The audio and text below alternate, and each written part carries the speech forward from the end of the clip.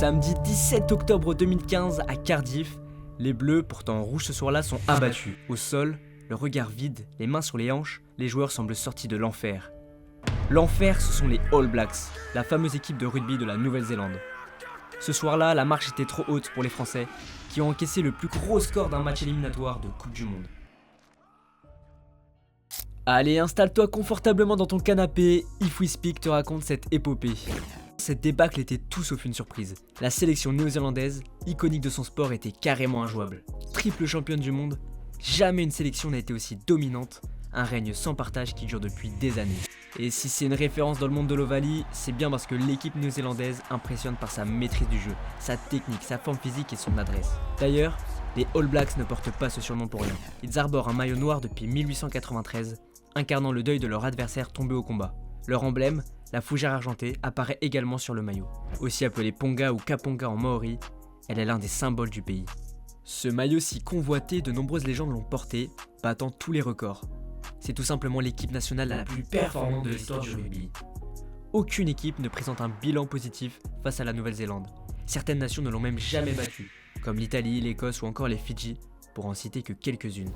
Seuls 8 ont réussi cet exploit, et pour cause, le rugby là-bas est sacré. Il dépasse les frontières du sport et incarne un mode de vie formant des joueurs talentueux et même des légendes.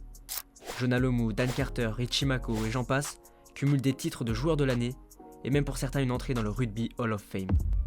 Bref, comme vous l'aurez compris, c'est une équipe mythique qui impressionne autant qu'elle terrifie ses adversaires. Mais le pire arrive juste avant le coup d'envoi, sur le terrain lorsque les Blacks entament leur haka.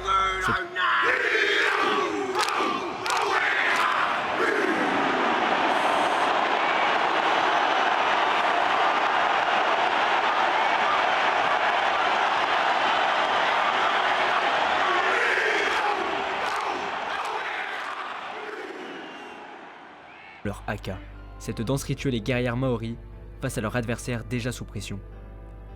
Autrefois, elle se pratiquait en période de fête ou à l'annonce de déclaration de guerre.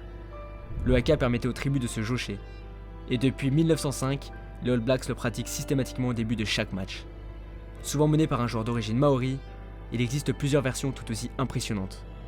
Les plus célèbres et utilisées restent le légendaire kamate qui signifie impressionner l'adversaire, et le kapaopango qui signifie ôter la force de l'adversaire. Et cela semble avoir bien marché sur les Français en 2015. Les Bleus ont payé les frais d'une nouvelle épopée historique des All Blacks au Royaume-Uni. Retour sur cet exploit.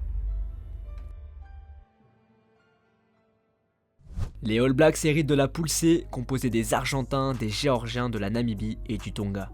Une poule largement à leur portée. 20 septembre 2015, les grands favoris de la compétition entrent en jeu au stade Wembley à Londres, devant 90 000 personnes. Menés par l'emblématique capitaine Richie Mako, ils entament alors le premier haka du mondial. En ce qui concerne la composition, un 15 littéralement terrifiant est aligné pour affronter les Argentins. Parmi ceux-ci, nous notons Whitlock, Retallick ou encore Dan Coles à l'avant, l'emblématique duo Smith-Carter en ce qui concerne la charnière, et enfin l'inévitable Savea du côté des arrières. Pourtant, la première mi-temps n'est pas celle espérée. Les Blacks ne jouent pas leur jeu et sont derrière d'un point au score. Pire encore, au retour des vestiaires, le réveil tarde à se faire attendre. Pratiquement à l'heure de jeu, c'est bien les Pumas qui sont en train de réaliser un exploit historique en menant 16-12. 57e minute de jeu, Aaron Smith sonne la révolte. Après un ballon porté extrêmement bien réalisé par les Blacks. 10 minutes plus tard, Sam Cane parachèvera ce succès. Bien aidé par un Dan Carter extrêmement précis, la Nouvelle-Zélande l'emporte 26-16. Mais qu'est-ce que ce fut compliqué pour les champions du monde en titre. Après une victoire poussive lors de son premier match, l'équipe néo-zélandaise doit faire mieux. Pour le compte de la deuxième journée, elle fait face aux courageux Namibiens. Sans grande surprise, les Blacks font le travail et s'imposent 58-14. Les troisième et quatrième matchs sont quant à eux sans appel. À Cardiff, les Blacks évitent d'abord le piège géorgien en s'imposant 43-10. A noter le coup de chapeau de l'inévitable Savea. Pour le dernier match de poule, les All Blacks confirment leur forme et écartent facilement le Tonga 47-9. Les hommes de Stevenson produisent un rugby total et envoient un message au reste du monde. Ça y est, les Blacks sont lancés et il faudrait un miracle pour les battre. En quart de finale, les monstres néo-zélandais héritent des Bleus qui ont terminé deuxième de leur poule. Malgré de maigres chances de victoire, le 15 de France de Philippe Saint-André, vice-champion du monde en titre, a à cœur de faire mieux pour oublier 2011 et la cruelle défaite d'1 point face à ces mêmes Blacks. Le match débute dans un combat solide où la France répond au défi physique. Mais très vite, Brody Retallick contre un coup de pied de Frédéric Michalak, qui se blesse par la même occasion, et va aplatir le premier essai. C'est un coup dur pour la France, qui perd son expérimenté numéro 10. La machine est lancée. Les Blacks sont plus rapides, plus incisifs, et remportent tous leurs duels, à l'image de Julian Savea, qui renverse 3 joueurs à la 38e minute, pour inscrire le 4e essai des siens avant la mi-temps, et son 2e à titre personnel. Les Blacks mènent 29-13. Dès le retour des vestiaires, le cauchemar continue pour la France.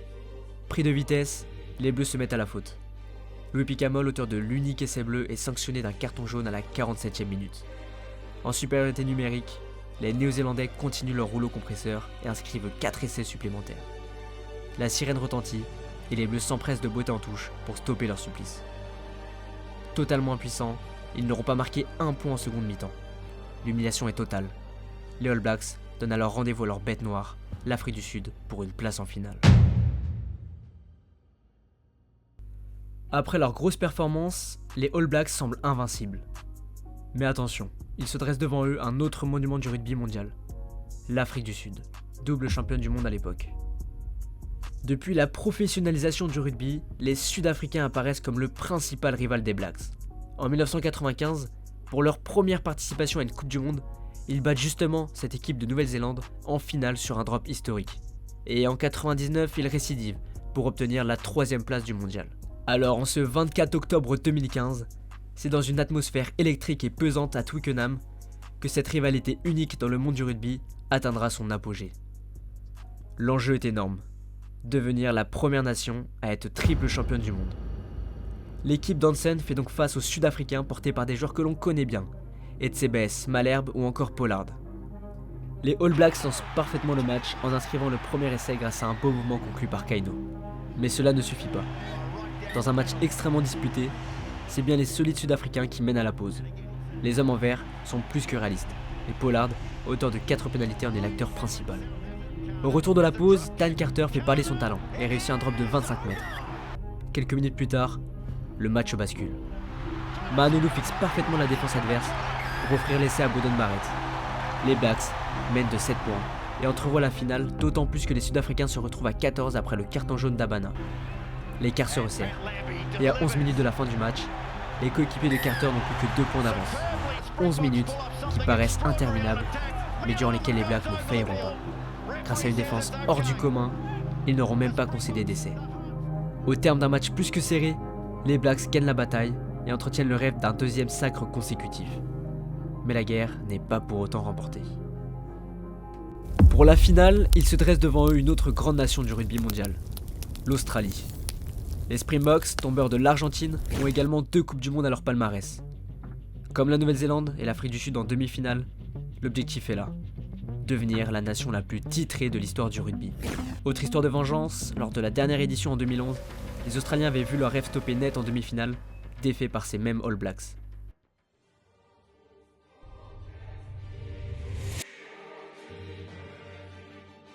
Twickenham est le temple de cette finale. Devant 80 000 personnes, le dernier haka de la Coupe du Monde retentit dans tout le stade.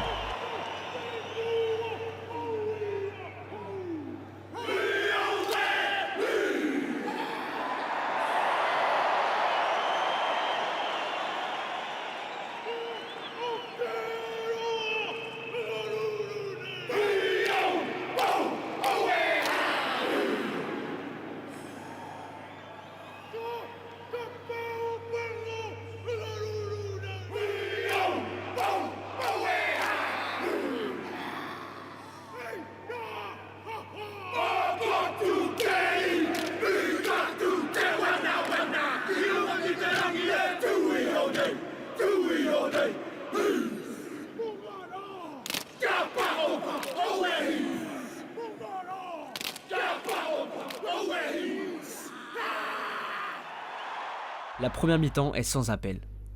Dan Carter réussit 3 pénalités et pour enfoncer le clou, Milner Scudder inscrit le premier essai du match après un magnifique mouvement collectif. 16-3, les All Blacks sont en mission et rien ne semble les arrêter. Dès le retour des vestiaires, Maanoulou réussit un numéro individuel exceptionnel et permet aux siens de mener 21-3.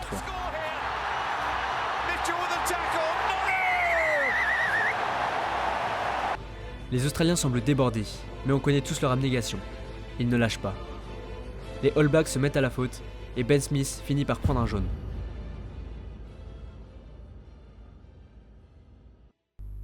En 10 minutes, les Springboks inscrivent 2 essais et reviennent à seulement 4 petits points des All Blacks. Alors que l'espoir renaît et que les Blacks commencent à douter, un homme ne l'entend pas de cette oreille. À la 69e minute, Dan Carter réussit un drop de 40 mètres pour donner de l'air aux siens. Le meilleur joueur du monde a frappé, plus rien ne peut leur arriver. Beauden Barrett parachève cet immense succès en marquant un essai à la dernière minute. Barrett is chasing. He's got Pocock for speed. This is Beauden Barrett control this, and the cup is his. It's New Zealand. Médaille autour du cou, trophée à la main, les All Blacks viennent de remporter leur 3e Coupe du Monde. Carter, McCaw, Smith, Savea et bien d'autres, cette équipe est sûrement l'une des meilleures de l'histoire du rugby. Au terme d'une immense épopée, ils ont confirmé leur statut de nation numéro 1 de ce sport. Une équipe qui traverse les époques et qui marque le respect chez tous les supporters de ce sport.